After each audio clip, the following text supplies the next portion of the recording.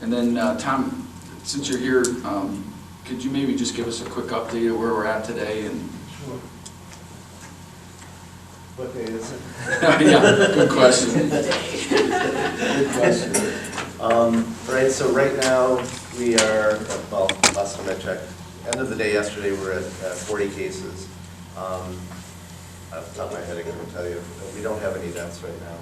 I will say that at the state level, the number of deaths as a percentage of the number of cases is about 2.3%, so between 2 and 3%, which is pretty startling. There's a selection bias there. We're only testing the sick people. Sick people are more likely to succumb than the others. That said, as those cases go up, that percentage probably isn't going to change too much. So we're still facing something here.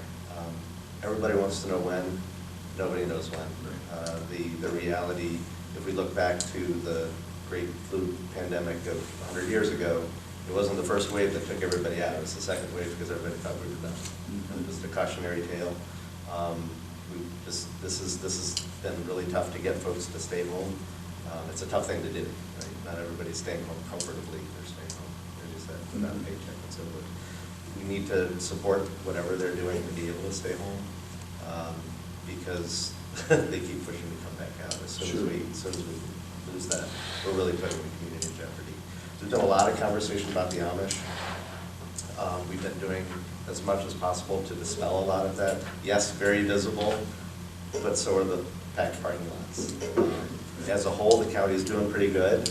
I've had lots of conversations with Amish bishops. I've had sit-downs with the Amish school board.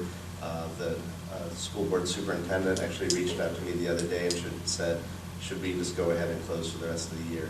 I mean, that was, so that they are being proactive. And yes, there are still some churches open, but there are some churches that are closed, and that's kind of a big deal. So progress is being made, more to come. The sheriff and I were out with Mayor Middlefield yesterday and took some shots, so we're going to try to see if we can't find a billboard to put up with some 6-foot spacing stuff in between us. Yeah, And so, yeah, a lot of cooperation there.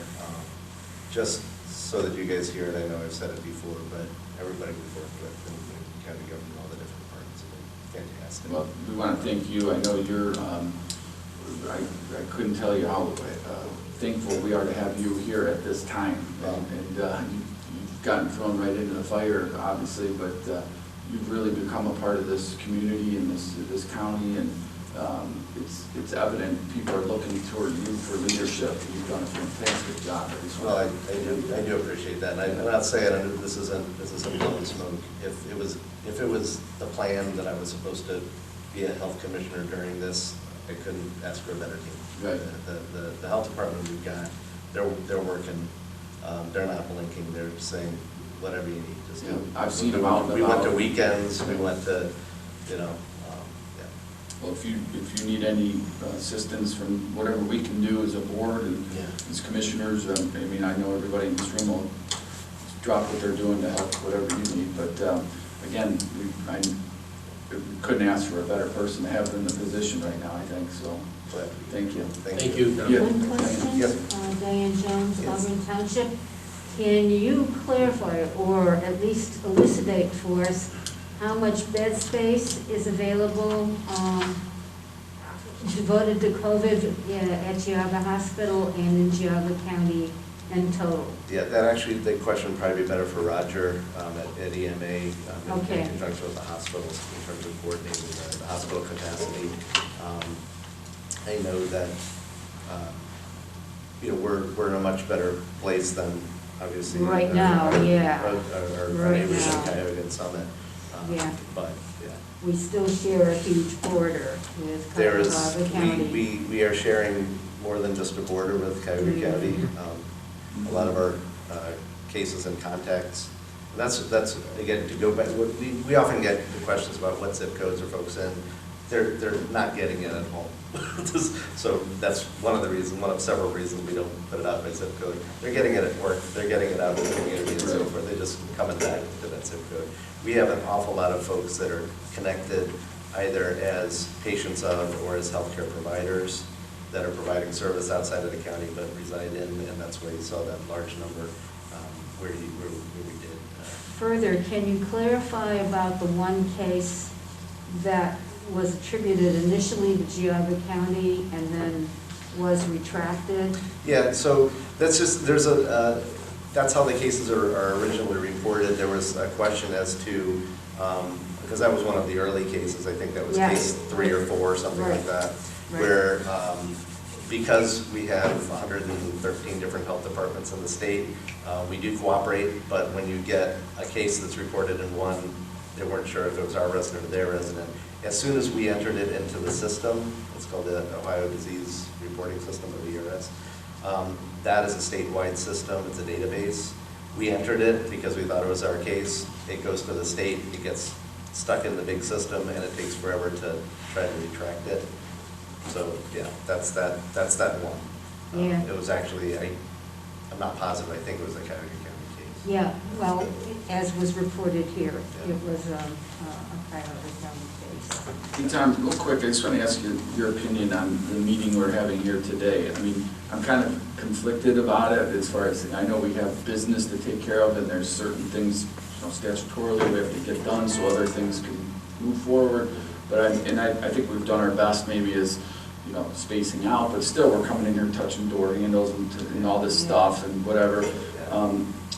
The biggest thing is signing these documents, and having this done in a timely fashion. I mean, and the state has tried to alleviate that with online meetings, which we can't sign online, so I don't know. Yeah, and it's still not it's super not clear that we can even do it I that don't, I don't know. It's conflicting reports depending on who you ask. It's been confusing to read, but, I mean, what's your take on what we're doing here today? I mean, should we keep doing this, or should we put these off as long as possible? This is a fantastic photo op for how to do a meeting if you have to do a public meeting. What we've been suggesting, you guys are spaced, it's how we do our board meetings. Mm-hmm. And I keep reminding my staff that when we think about the messaging we're putting out, it should be the same messaging that we're doing internally, right? Yeah. There's nothing special. So this is how we do our board meetings. What we are encouraging folks to do is think about, with the right setup, how many people should come in, and depending on what you anticipate, getting some support at the door. We were sure we were going to get flooded at the last Board of Health meeting because it's public health. Sure. It became, so it worked out. But yeah, this is how you do a meeting while you can.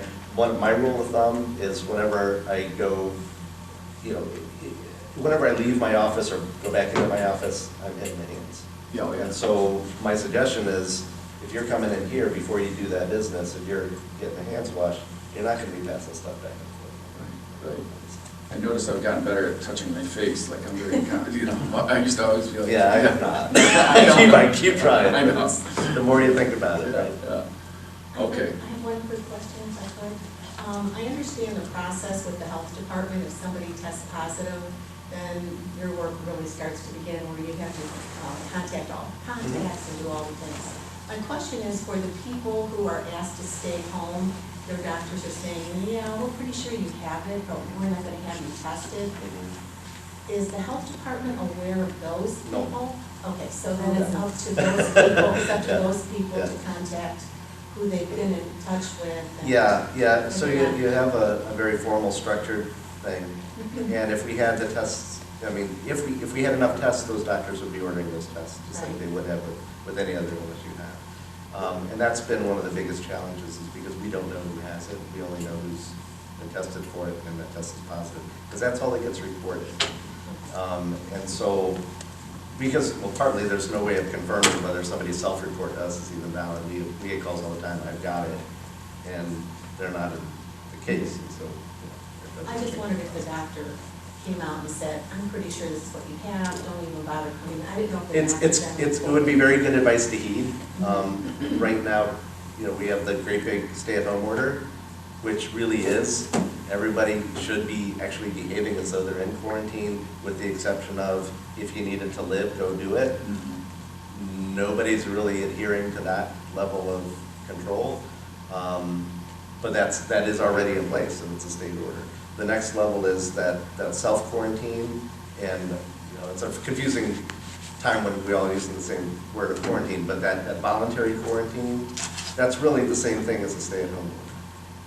Anybody who's symptomatic of anything right now should really be staying at home anyway. I mean, that's what we do with our staff. You don't come in if you're symptomatic of anything. You call, you say, I've got a headache, I've got a cough, I've got a fever, whatever. We don't anticipate that anybody currently that's employed for us is going to be able to get tested unless they get severely ill. All right, we don't have any. But that person's home that day, and then we go 3 days before we bring them back, 3 days of asymptomatic situation.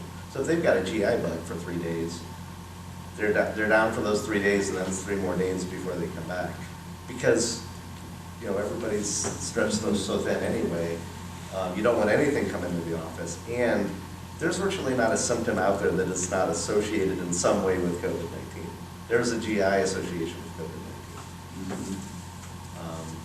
As we continue to go through this, we learn more and more of those. So, yeah, if somebody gets a letter from me that says this is an order of quarantine, now you have the law behind it. Now they really legally, it's a misdemeanor if they leave the home for any reason other than medical care.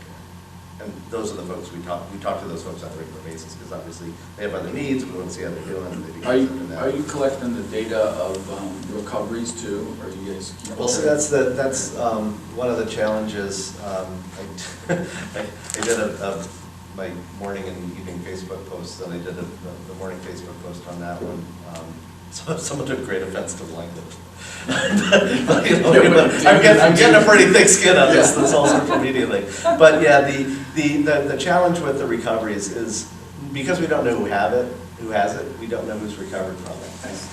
What I'm going to start doing, and it's going to take me a couple of days to get resources pulled together to go through all the files and everything, is to start saying we've issued this number of orders of isolation and we've lifted this number of orders of isolation. Because the orders of isolation go to cases, and then the order to lift it also goes to those same people. So we'll start to see folks coming out. Have you had any of those yet?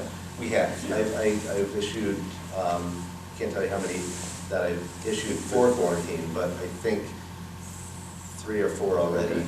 Just went out in the last couple of days lifting those orders. And they now again, I don't know that they're recovered. Right. They meet a certain definition. That's another thing that we're really careful about.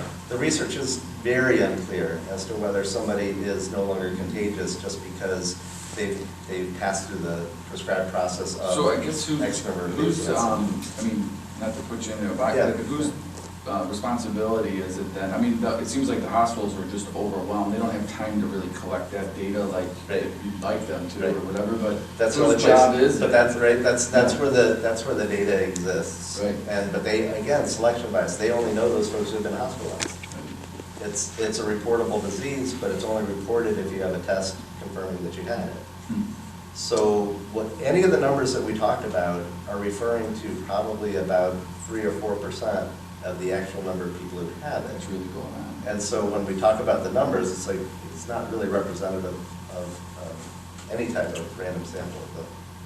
And then as far as Cleveland and the clinic goes, Yeah. I mean, you see like New York going, it's like the apocalypse, they're saying, with the hospital, thousands of cases. But what's going on in Cleveland right now? I mean, are they still pretty, they got it under control, or is it? It's kind of subjective thought on that. So objectively, what they're doing that separates them from a lot of other places is if we were to issue an order of quarantine, meaning somebody's been identified as a contact to a case, normally they'd be ordered to reside at home. Now, because of the stress on the healthcare systems, we have modified that so that if they're a healthcare worker, as long as they're asymptomatic, they can go to provide that healthcare. So to me, that's that signal that there's a healthcare system under considerable stress, because that's not the kind of folks who want coming into the healthcare system, but because of capacity, they have to bring them in. I see. So that, to me, that's a signal that they're under stress. Okay. Okay. Well, good. Well, thank you again very much. You're extremely informative and helpful in this time. So. Okay.